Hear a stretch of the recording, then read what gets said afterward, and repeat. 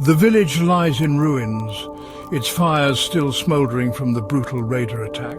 Ray stands at the edge of the devastation, his eyes fixed on the dark horizon where the treacherous Kraken's lands begin. His body bears the marks of battle and the guilt of failing to protect the village. Especially Mother Jewel burns inside him. Determined, Ray sets off into Kraken's territory, knowing that his only hope for redemption lies in rescuing her. As Ray treks through the hostile terrain, the air grows colder and the landscape more forbidding. Soon he encounters Grandmaster Adam, who was standing ahead of him, a warrior whose training and wisdom surpass expectations. Ray knows Adam follows a strict routine, leaving the village once every month to meditate and seek inner clarity.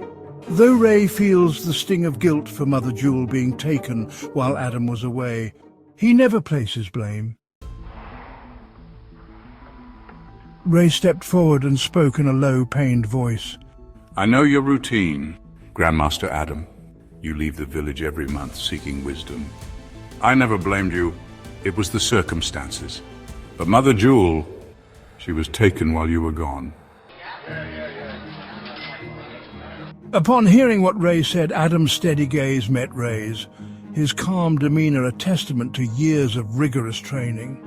He nodded, acknowledged the pain, and said, I have trained you well, Ray, and I understand the sacrifice it demands. While I was in meditation, I did not remain idle.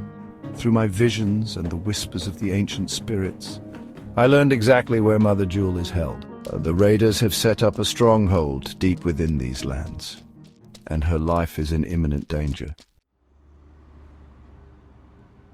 The gravity of Adam's revelation reignited Ray's resolve. Without hesitation, the two warriors pushed deeper into Kraken's territory. The oppressive landscape, a maze of dense forests and mist-laden paths, pressed in around them, but Adam's vision guided their steps. Eventually they discovered a crude hideout hidden among twisted trees and jagged rocks. A makeshift fortress built by Cain's men. Cain himself was absent, but his cruelty lingered in the orders left behind. Mother Jewel was to be executed and disposed before any rescue attempt.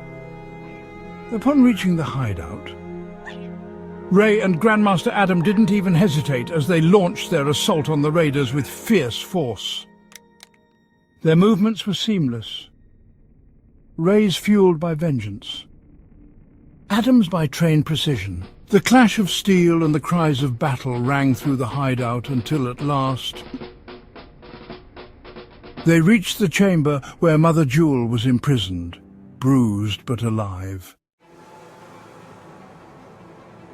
With a swift slice of his blade, Ray cut her bonds and said, You're safe now, Mother Jewel. I'm sorry I've let you down. I promise I won't let such things happen to you ever again. Upon hearing Ray's voice, Mother Jewel smiled and said, No need to apologize. I always believed you'd come, Ray. Thank you. Meanwhile, Adam remained vigilant, his eyes sharp, and said in a serious tone, We must leave at once. The shadows of the Kraken's lands show no mercy. Beneath a shroud of night, the trio escaped, leaving behind a fortress of blood and ashes. And a warning unspoken, Cain's threat was far from over. As dawn began to break, the trio trudged through the dense forest, each lost in their thoughts. The weight of their mission hung heavily on their shoulders.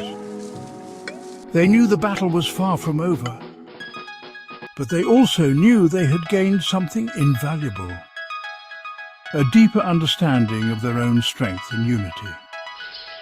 The journey back was not just a return to the village, it was a step towards a new beginning. After the fierce rescue, Ray and Grandmaster Adam guided Mother Jewel back toward the village. The journey was somber, each step echoing with the pain of what had been lost. Mother Jewel leaned on Adam for support, while Ray stayed alert, his eyes sweeping the landscape. As they reached the outskirts of the village, Ray finally voiced the thought that had been burning in his chest.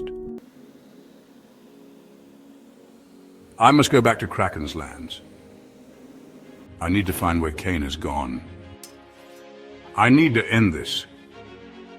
Mother Jewel, though frail, raised her voice with urgency and said, Ray, you've done more than enough. The village needs you here. I cannot lose you too. Before more words could rise, Grandmaster Adam spoke. Jewel, my love. Ray is no longer a child. He is ready. I've seen it in his eyes. This is his path. We cannot stop it. We must guide it. Upon hearing what Grandmaster Adam said, Jewel protest turned into a silence of heavy acceptance. She turned to Ray, tears brimming, and said, Then promise me you'll return. Promise me you'll come back whole. Ray hesitated. Memories of his parents flooding back. He nodded. I promise. Before he left, Grandmaster Adam led him to a secluded grove beneath ancient carvings. There he presented a small amulet etched with dragonic symbols and placed it into Ray's palm and said, This belonged to your father, Emperor Raoul Dracoy. A powerful gift he once used to command the wild.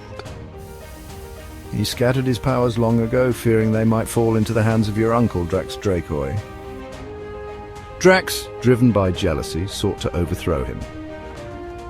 Your father entrusted me to guard this fragment until you were ready, then he added. You've always been different, Ray, and deep down you felt it too.